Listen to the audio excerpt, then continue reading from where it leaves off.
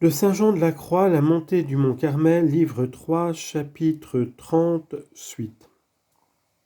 Secondement, ils peuvent recevoir une perte très importante, qui est la privation du mérite de la foi, parce que l'estime qu'ils font de ces signes extraordinaires les détourne de la pratique essentielle de la foi, qui d'elle-même est obscure.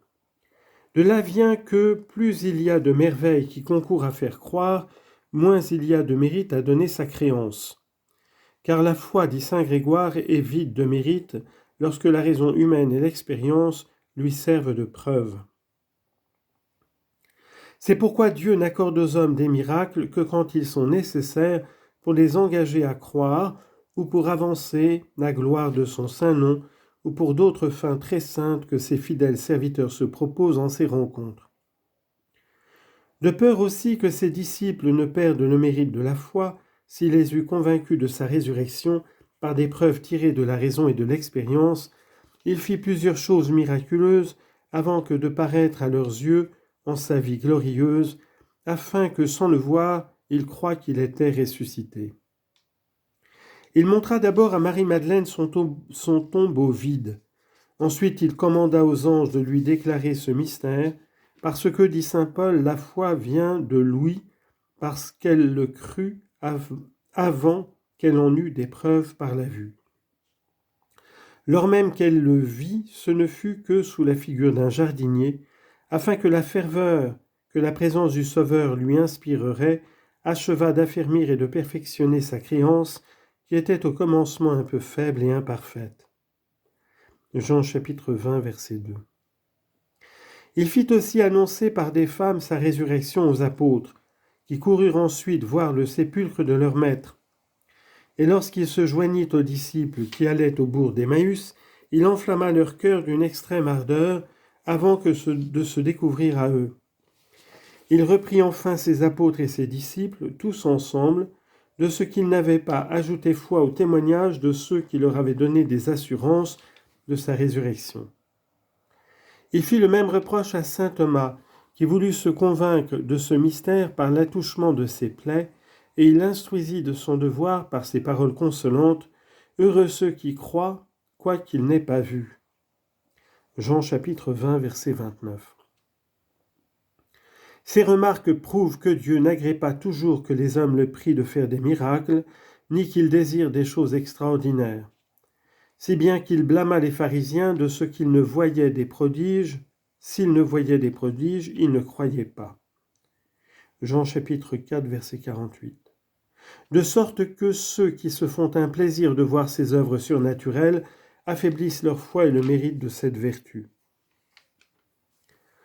Le troisième dommage qui vient de la satisfaction que ces miracles apportent, c'est la vaine gloire et la vaine complaisance.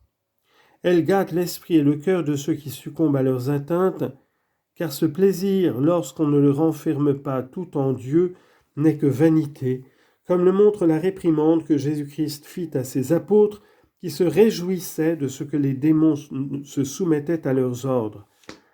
Car si ce n'eût pas été une pure illusion, il ne les aurait pas traités de la sorte.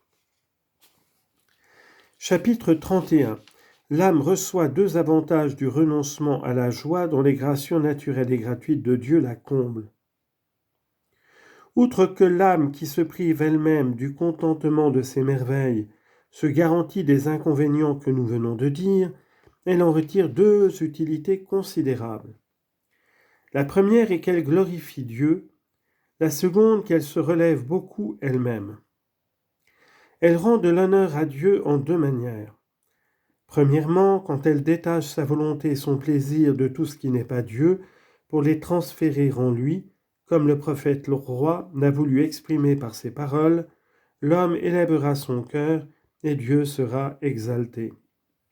Psaume 63, verset 8. Car lorsque l'âme élève son cœur au-dessus de toute chose, elle se met aussi dans la même situation. Et parce que cette élévation établit la demeure et le repos du cœur en Dieu seul, Dieu découvre son excellence et sa grandeur à l'âme, et par ce moyen il est plus estimé et plus exalté, parce qu'il se fait mieux connaître à elle, lorsqu'elle rapporte sa joie à lui seul, comme à son premier principe et à sa fin dernière. Ce qui ne pourrait pas être si ce contentement n'était épuré de toutes les choses créées. C'est ce que le Seigneur a dit lui-même par la bouche de David, « Abstenez-vous des occupations de la terre, voyez et considérez que seul je suis Dieu. » Psaume 45, verset 11.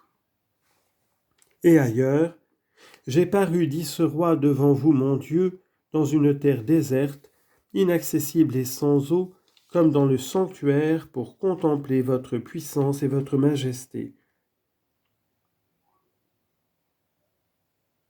Psaume 62, verset 3. Et précédemment, Psaume 45, verset 11. Or, si on exalte Dieu lorsqu'on ne prend nul plaisir dans les choses créées, on l'exaltera bien davantage lorsqu'on détachera sa joie des choses extraordinaires et miraculeuses pour la mettre tout en Dieu seul, puisque ces choses étant surnaturelles sont d'un rang supérieur à toutes les créatures qui ne sont que d'un ordre naturel. Car en les abandonnant pour ne se plaire qu'en Dieu seul, on reconnaît qu'il est plus grand, plus parfait, plus excellent qu'elle, parce que plus on méprise des choses considérables pour l'amour d'un homme, plus on fait paraître l'estime qu'on a pour lui, et on lui rend plus d'honneur et de gloire. Secondement, l'âme exalte Dieu lorsqu'elle dégage sa volonté du désir de toutes sortes de miracles, d'autant que plus elle croit Dieu et lui obéit sans le secours et le témoignage d'aucun prodige, plus elle relève la grandeur de Dieu, car elle reçoit sa parole avec plus de soumission que les signes les plus admirables ne pourraient la lui persuader. La seconde utilité de cet éloignement de toutes les choses extraordinaires, c'est que l'âme acquiert une foi très pure. Dieu la lui donne avec une espérance plus ferme et une charité plus ardente, de sorte qu'il augmente de plus en plus ses trois vertus théologales. Et alors l'âme puise dans la foi de très sublimes connaissances de Dieu. Elle jouit par la charité d'une admirable douceur qui attache la volonté à Dieu seul. L'espérance la remplit de consolations toutes divines, et ses avantages incomparables la conduisent à la parfaite union de son Créateur.